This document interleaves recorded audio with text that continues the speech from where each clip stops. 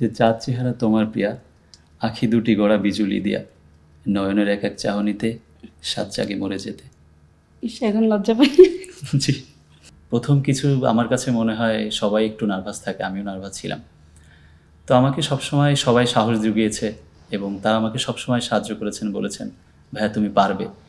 তো আমি প্রথমে অনেক সময় নার্ভাস ছিলাম, তো আমাকে স্যার বলেছেন যে আরিয়ান তোমাকে বোঝা যাচ্ছে তুমি নার্ভাস, তো এটা না করে তুমি তোমারটাই করো, যা শিখিয়েছি যেভাবে বলা হয়েছে তুমি সেটা করো, নর্মাল। তো আলহামদুলিল্লাহ সেটা আমি চেষ্টা করেছি। এখন সব কিছু আল্লাহ পাকের হাতে, এবং যারা দেখবেন সিনেমাটা তাদের কাছে ইতিবাচক নেতিবাচক যেটাই হোক আমি গ্রহণ করব, সম্মান করব। এবং আমি এটা বলতে চাই, আমি কখনো চেষ্টা থামাবো না, ইনশাল্লাহ ভালো কিছু করার অবশ্যই চেষ্টা রাখবো, তারা যেন আমাকে সুযোগটা দেন। লোডশেডিং কিংবা ঘরের বাইরের তীব্র গরমে ওয়ালটন রিচার্জেবল ফ্যান থাকলে থাকবে শুধু বাতাস আর বাতাস। প্রথম কথা হচ্ছে, সমালোচনা বা ভালো খারাপ বলতে গেলেও দেখা উচিত, না দেখে কখনোই বলা উচিত না সেটা ভালো না খারাপ। প্রথম। দুই হচ্ছে, মানুষের শৈশব থাকে কিছু যেগুলো আমরা হয়তো বেড়ে উঠেছি, অনেকে শহরে বেড়ে উঠেছি জানি না, এবং বাবা মার থেকে শুনেছি যে এরকম ছিল আমাদের সময়টা। তো আমরা নিজেরাও অনেক সময় বুঝতে চাই না যে আসলে এরকম ছিল, এত কষ্ট বা এরকম। তো এই সিনেমাটা তাদের যদি জানতে হয় যে কেমন ছিল, তো আমার মনে হয় অবশ্যই দেখা উচিত। আর তৃতীয় হচ্ছে যে এখানে একজন মহানায়ককে নিয়ে তৈরি করা হয়েছে, এটা তো সর্বপ্রথম। এবং আমরা চেষ্টা করেছি যেন কিছু একটা ভালো কিছু করার চেষ্টা করতে পারি, এবং আমাদের ডিরেক্টর স্যারের আমি চোখের পানি দেখেছি এই কাজটা করতে গিয়ে। আমি দেখেছি তাকে কতটুক পরিশ্রমী হলে, কত ভালোবাসলে, কতটুক মনের মধ্যে জিদ থাকলে যে একটা মানুষ কোনো কিছুতে হার মানে না।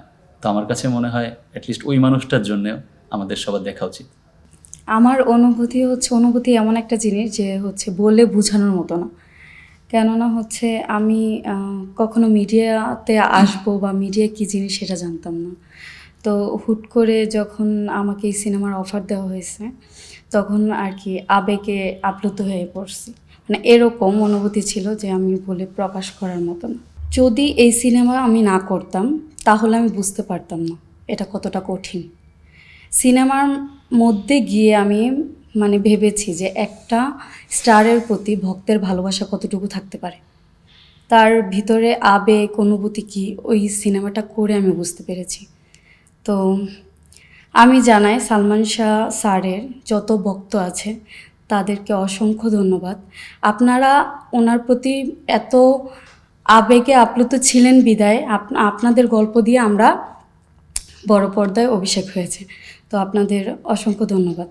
4ই সেপ্টেম্বর আমাদের লাভ 96 সিনেমাটি রিলিজ পেতে যাচ্ছে। তো আপনাদের কাছে আমি আশাবাদী আপনারা এই ছবিটা দেখবেন। কেন দেখবেন? কারণ এই ছবিটা দেখে আপনারা খারাপ হয়েছে কি ভালো হয়েছে ওইটা আপনারা বলবেন। কেননা আমার এটা প্রথম ছবি, আমার খারাপ হতেই পারে। আপনারা যদি ভুলটা ধরিয়ে দেন তাহলে আমি এই ভুল থেকে শিক্ষা পাবো। আর যদি আপনারা বলেন ভালো হয়েছে তাহলে আমি আনন্দিত হব আর কি।